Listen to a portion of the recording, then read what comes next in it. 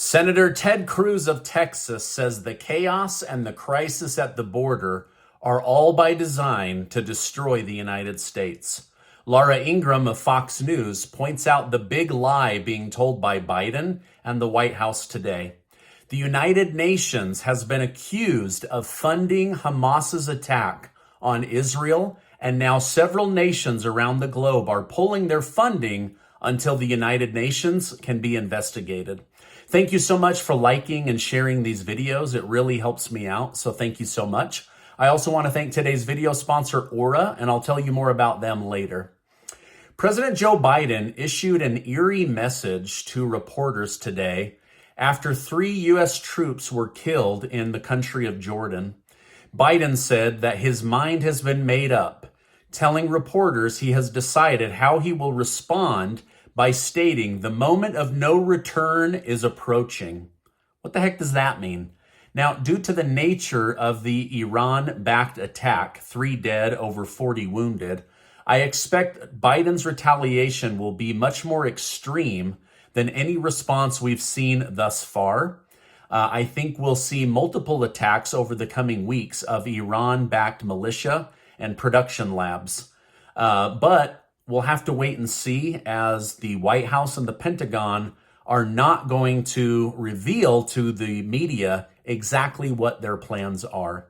Now, this incident has forced the Pentagon to take a closer look at possible flaws in our defense. During a response to a reporter, Major General Patrick Ryder commented, "To this point, those air defense systems have worked extremely well in terms of protecting our forces. We're taking a look at situations here and how this UAS, unmanned combat aerial vehicle, was able to strike this facility and kill and wound U.S. service members. Now, unfortunately, there have been over 150 attacks thus far, and I believe that's the main problem here. They are overwhelming the system and basically attacking everywhere they can. Now, these attacks are because the United States continues to defend Israel, and so our men and women in uniform are taking the brunt of these revenge attacks. Now, regardless of what the negative impact of supporting Israel is, the United States has continued to stand by her ally. Just a few days ago, it was announced that the U.S. even paused aid to a major Palestinian humanitarian group, UNRWA, over allegations that some of their employees participated in the October 7th attack.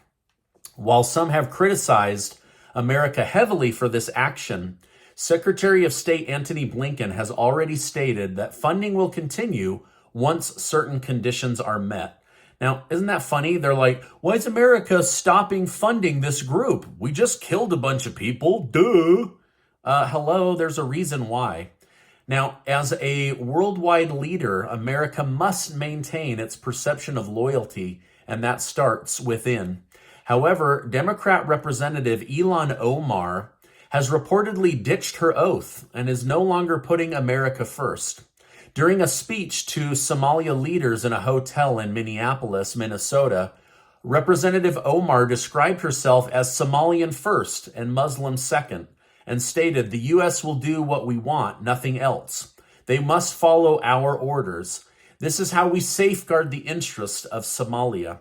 Now, Republican Representative Tom Omer did not like how Omar seemed to put Somalia before the United States, and stated Ilhan Omar's appalling Somalia first comments are a slap in the face to the Minnesotans who elected her to serve them, and a direct violation of her oath of office. She is a disgrace, and that she should resign.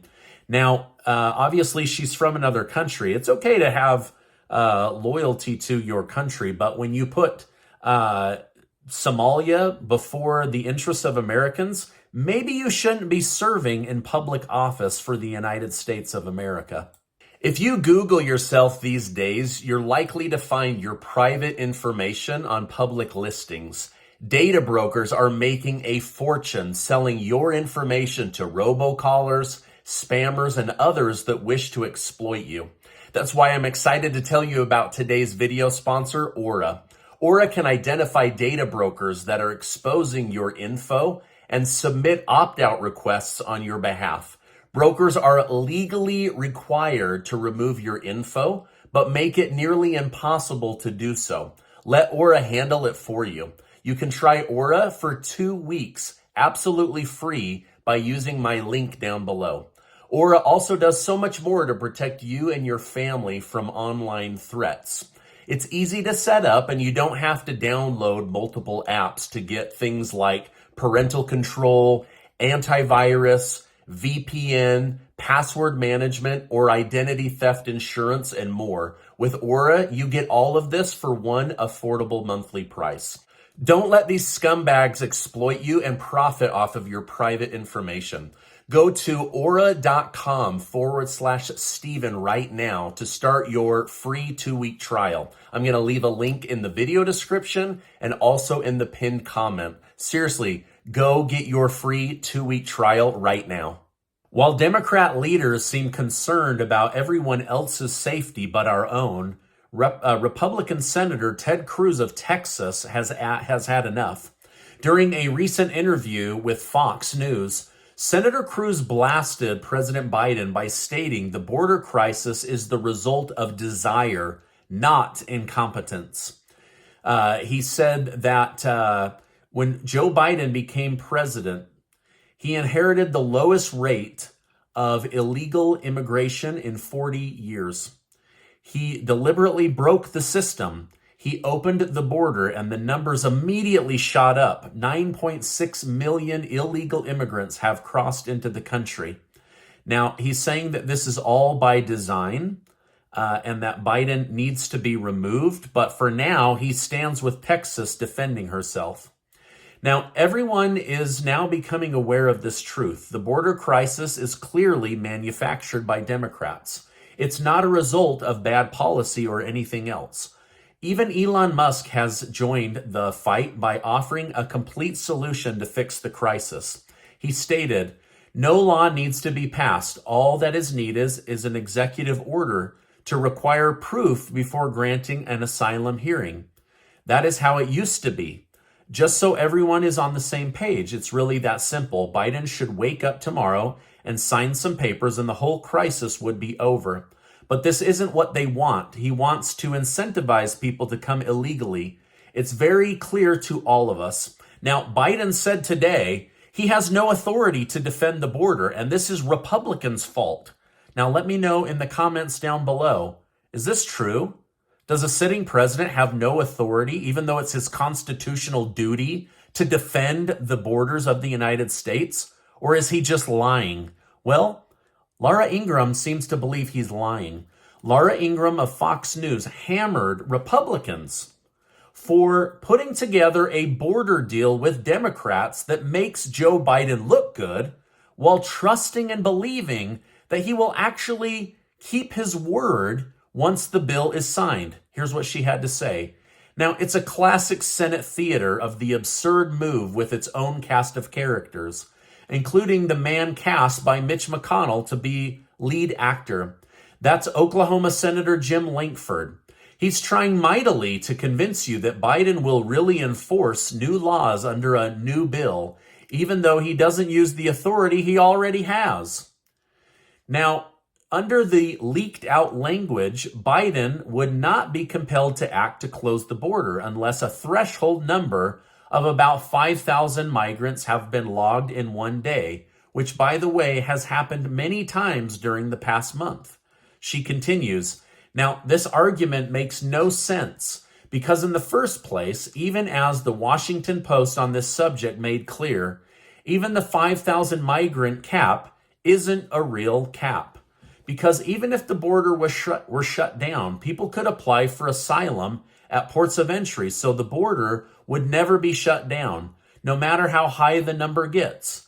And as for the idea that we can trust Biden or Mayorkas to implement pro-enforcement changes in asylum law, there is zero reason for us to believe that either of them would want this nonsense stopped.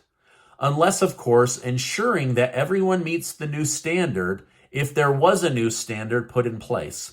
After all, 90% of all migrants right now do not qualify for asylum status.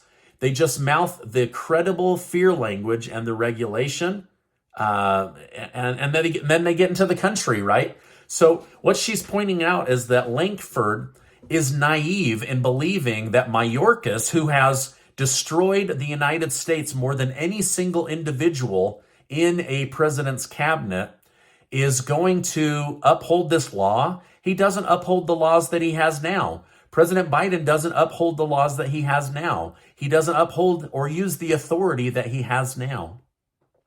Now, Breitbart News has just dropped a bombshell report claiming that a Ukrainian embassy spokesman told them that nearly 90% of funds granted to Ukraine's benefit American interest. What does this mean? As we all know, the prospect of war can be very appealing to powerful people because it's a great moneymaker, even though it's incredibly immoral to push war for the purpose of enriching yourself. Now, the spokesman stated that a large portion of the funds that are utilized in the United States for the construction of new weapons or the replenishment, those dispatched to Kyiv from U.S. reserves. Now, just as Ted Cruz alleged earlier, it's clear to me that this is all on purpose. There is no reason for us to be pushing for war to continue. Now, here's what this is basically saying is 90% of our money, the money that goes to Ukraine, the weapons, it doesn't actually go to Ukraine. It's going to special interest groups.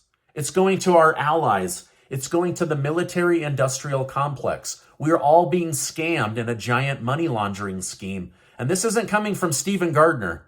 This is coming from a top official in Ukraine saying, we're not even getting the money and weapons.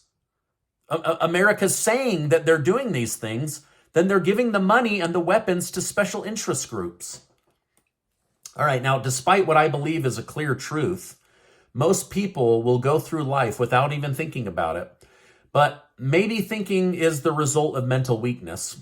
At least that's what Nikki Haley seems to imply today. While doing an interview with CBS News, Haley bashed Trump's mental fortitude by stating, "It is a fact that when you are their age, you have mental decline. I don't care who you are, they have mental decline." He didn't just get me confused. He mentioned it over and over and over again. He's not what he was in 2016. He has declined, and that is a fact. So Nikki Haley is saying that Donald Trump is just as dumb and mentally incapable as Joe Biden, and that MAGA voters and Republicans and independents should not vote for him. But she is the solution. She's the one that you should be voting for.